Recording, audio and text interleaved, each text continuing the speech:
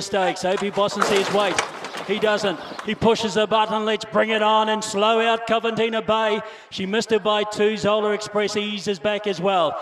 Now first away was out wide One Dream, One Soul. Dragon Queen goes with it. 2 of the outsiders in the field and they lead by 2.5. Imperatriz will settle third. Isla J came next. Coventina Bay's working through on the inside of Mai Tai and 2 illicits in that group as well. And then followed 2 lengths away. Last is Zola Express. 1,100 metres to go. In the Fibre Fresh New Zealand Thoroughbred Breeder Stakes, and it's One Dream, One Soul the leader.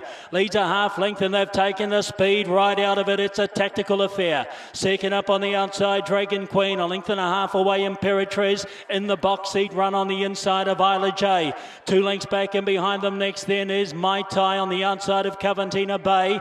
Back second last is 2 illicit and last of all Zola Express. There is 7 lengths over the field and the Group 1, the last Group 1 of the season, and they head towards a home turn. One Dream, One Soul, the leader from Dragon Queen. Imperatriz, the first to come away from the rail. Then followed round by Isla J. Coventina Bay, right in behind the leaders as they turn for home. 2 illicit to the outside. Then Mai Tai further back in the field. Then is Zola Express. 300 metres to go. Imperatriz, the 3-year-old filly, made the lead from Dragon Queen. 3 lengths away, Coventina Bay, 2 illicit. It's Imperatriz going for Group 1 glory again at the 100 metres. She's 3, she's 4, she's 5 lengths in front. There she is, too good. At the line, Imperatriz, Coventina Bay second, Photos for third. 2 illicit and Dragon Queen. And behind them then as they went across the line would have been Mai Tai from Zola Express, Isla J. And last over as they went across was One Dream, One Soul. Have a look at that. Imperatriz, winner of the Levin Classic. At her last start against her own age group, she stepped up to the big dance today against all the big girls in the land, with the possible exception of Levante, of course, and she has bolted in Imperatriz. The filly by I Am Invincible, Opie Boston, Mark Walker, Tiako Do It Again. Second at the line will be Coventina Bay. Third, Photos here between 2 illicit and on the inside, Dragon Queen. Well, it turned into a procession over the last 250 metres with that devastating turn of foot. Imperatriz, bred by Raffles Dancers New Zealand Proprietary Limited. Team Tiako Do It Again, Mark Walker. No wonder he came back to NZ. He's picked up a couple of Group 1s already. Opie Boston, yet another. Oh, Lordy, that was good, wasn't it? Imperatriz takes out the Group 1. At start number 10, that's win number 7. It's back-to-back Group 1s for her, and the world is her oyster with how she has dealt to a good field here. Fair income idling on the point of the bend was Opie Boston.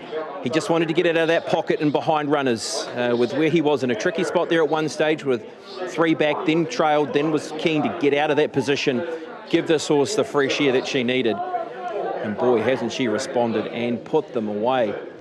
Mark Walker. It's not bad to come back to Singapore and see horses like this that they're producing, and boy, that was a win, wasn't it? Yeah, she's a high-class filly, and she always has been a high-class filly, and even from the first start as a 2-year-old, you could see how good she was going to be, but she's just getting more mature, and, you know, Opie took the bad luck out of the equation when he popped off the fence. He went 3 wide, but, you know, he knew what he had underneath him, and no, great to be back at Te Rapa on days like this. Yeah. Too right. I mean, as you said, it was down to Opie making that move at the right time. Didn't want to get in a sticky spot. Yeah, exactly. And, you know, he's ridden horses like this all his life, hasn't he? So he knows what to do on the big days, that's for sure. Look, it was a step up today, wasn't it? Because you're up against the older horses from what she's faced as a 3-year-old. But, boy, hasn't she stepped up. Is there anything more to go this preparation for her now? We'll just see how she eats over the weekend, and we always do trot-ups every horse on a Monday afternoon at Te Akau, and we'll just have to have a good think about it. But she went to Riccarton in the spring, so we'll just have a good think about it. Yeah, okay. Because obviously a team of horses are going to Brisbane anyway, aren't they? Yeah, we've got a few going over, yeah. She's done a great job here, though. She stepped up from that Group 1 in the fillies in the Levin Classic, and she's won against the older horses. Well done to you, Mark. Cheers, thanks. Mark Walker, and yes, they'll make a decision, but boy, there is some plans afoot maybe for her if they look towards the Queensland Winter Carnival. They're taking a good team of horses across to Tasman. What next for a horse like her? Why don't you, Opie? Well, first of all, let's talk about the start of the race, because you're always going to get in that tricky spot if there was going to be that outside pressure in the race.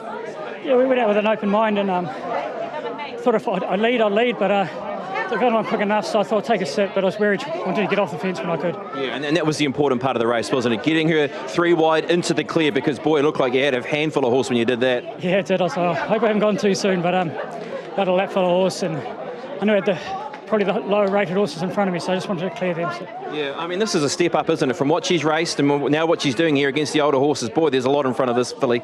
Yeah, she'll probably get further too. She just relaxed so good in her race, and the stronger she gets, the better. Right. That Group 1 feeling again, Opie. Well done, mate. Yeah, thank you.